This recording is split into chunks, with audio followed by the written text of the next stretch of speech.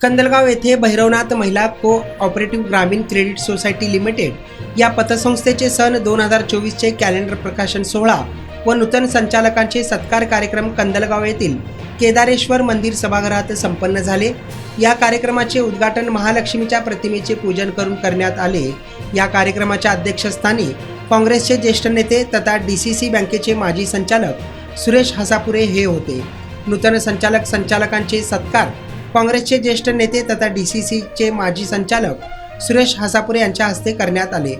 यावेळेस या कार्यक्रमास उपस्थित असलेले काँग्रेसचे ज्येष्ठ नेते तथा DCC बँकेचे माजी संचालक सुरेश हसापुरे यांचा सत्कार व सन्मान भैरवनाथ महिला ग्रामीण कोऑपरेटिव्ह सोसायटी लिमिटेडचे विश्वस्त रमेश पारशेट्टी यांच्याकडून करण्यात आले। या कार्यक्रमास कंदलगावचे ज्येष्ठ नेते मंडळी तसेच गावडेवाडी अंतरोळी मनगोळी यांच्यासह पंचक्रोशीतील ग्रामस्थ मंडळी बहुसंख्येने उपस्थित होते।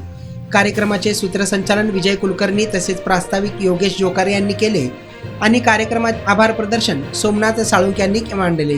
नारायण घंटे, लोकप्रधान न्यूज, सोलापूर। भैरवनाथ पतसंस्थेच्या आज कालनिर्णयाच्या प्रकाशनानिमित्त रमेश पारशेट्टी आणि सलगरे यांनी काढलेल्या पतसंस्था 1 वर्षामध्ये उंच भरारी घेऊन आता 2 कोटीच्या ठेवी ते 6 कोटीवरती नेल्या आणि भैरवनाथ पतसंस्था चांगल्या पद्धतीने चालवल्या।